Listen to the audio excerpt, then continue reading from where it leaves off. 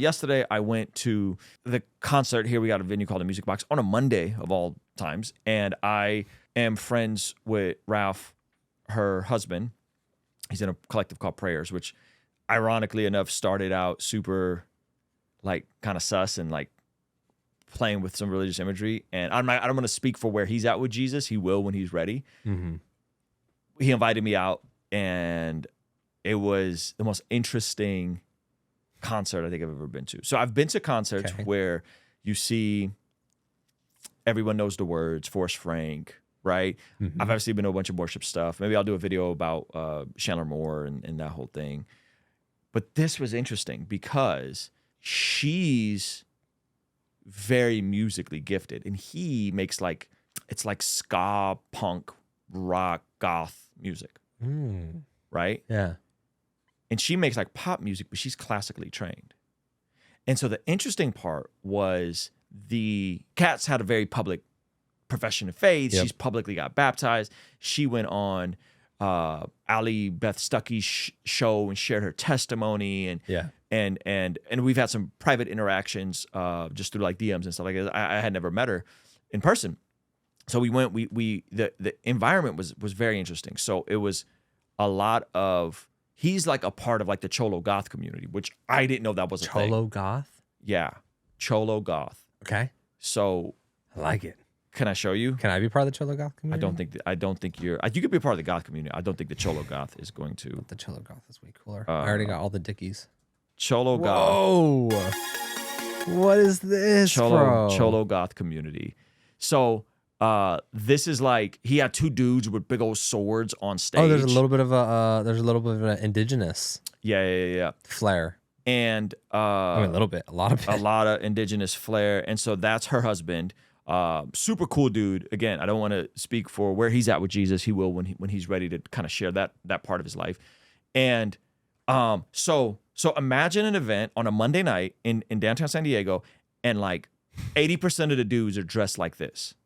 Like head tattoos, but gothy. Yeah, like jewelry coming out of their nose. Yes. Oh, Satan coin. Yes. Super sus stuff. How old is this? This is older, 4 years ago. And again, she's had a very public profession. And so imagine like everyone is dressed like these guys. Like 80-90% of the audience is dressed like these guys, right? At this event you were at yesterday? Yes, bro. Yes. Yes.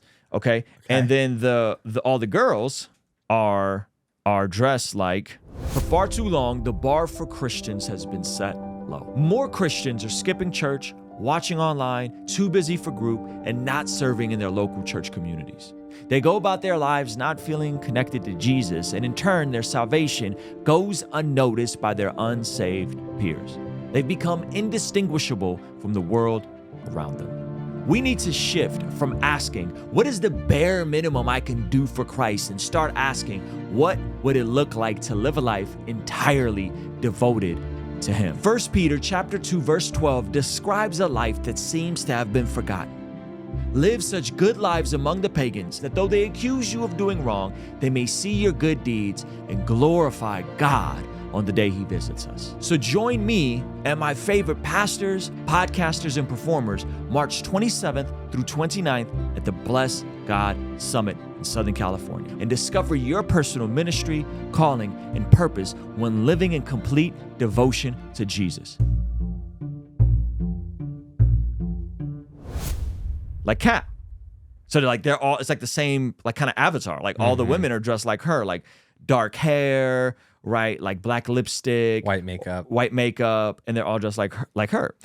And what was interesting to me is that they make very dope music. Like it's like a style, like it's like a very specific vibe. She makes like 80s punk music, but she's classically trained. Okay. So she can sing really well. And she's up there playing instruments. And then like her piano player, like I had a piano player with me, and she's like, my piano player is watching her. And it's like, oh, she really up there playing the keys. Shredding. And crushing it, like completely crushing it, right? Like aesthetically big, like it was like an arena show in a club. Yeah. I'd never seen like an arena level show, production, lights, screens, visuals, but in a club. I would say the vast majority of the audience was probably not followers of Jesus. And they were there. And like when you go to a Forrest Frank show, or you go to a Lecrae show, they know the lyrics. Yeah. People were there just on vibes. Like people didn't really know the music. Oh, there's a goth event to go to. Not like even a goth event. Like, there's a Kat Von D event. Kat and Ralph and Prayers are performing. Like, these are my people. I'm just gonna go and be with my people. And no one was like sloshed or faded or super drunk. Like everyone was super peaceful, polite, respectful. And Ralph performs. He crushes it, right? And again, people don't like know their music like that. Like it's not like they're singing along, and it's very like niche music, right? So he performs. I shoot him a text. I didn't realize he gave me all access passes. So I went downstairs and checked, and they're like, yeah, you guys can go in the green room. The guy at the front door was like, you guys can go in the green room. So I go in the green room. I've never met Kat in person before. So Kat Von D, I meet her, and her mom was there, kids, all in the green room. She was the sweetest, bro. She was the dopest, like just the sweetest. And he's like, big hug, just like the sweetest people, bro. What's the content of the music? His older stuff is kind of dark. Her stuff is about love. Her stuff is like love songs. Love songs, like 80s pop love songs. Oh, interesting. His stuff's a little darker. Like it's like punk rock. Yeah. People don't, no, not like that. Not like that. We grew up in the Tunga like it's like but it's a vibe. Like it's different. Yeah. They are just the sweetest couple. All their team is super cool.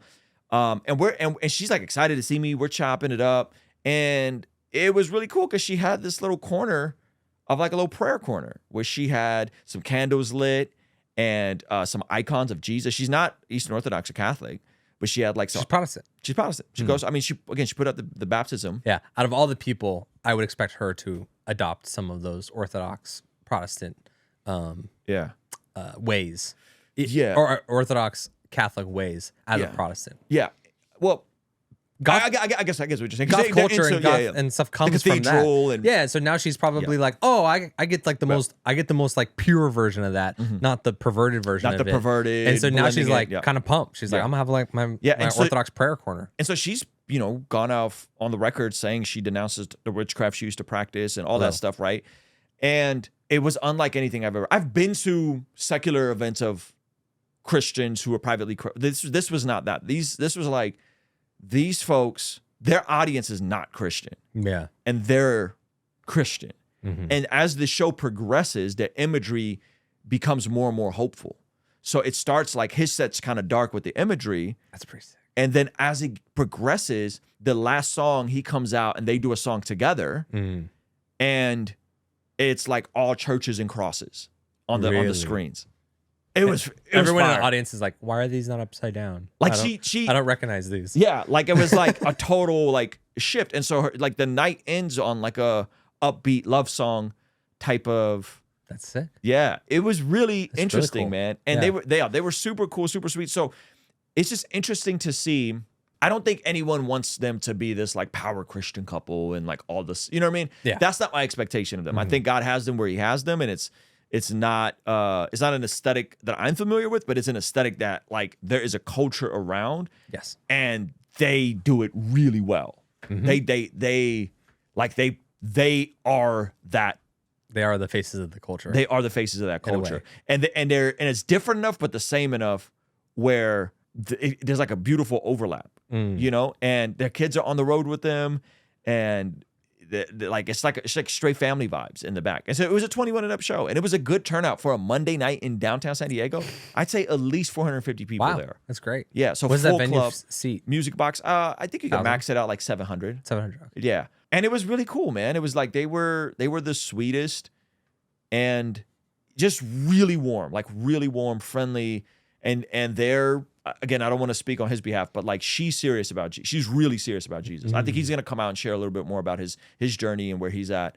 But yeah, man, really, really cool couple. He using the prayer corner? Yeah, I don't want to speak again. I don't want to speak on his behalf. When he's ready, he'll share his testimony. Prayer corner is being used. Sounds like. Yeah, super cool dude. So, man, I'm pumped on the amount of people that God is that's amazing using and reaching.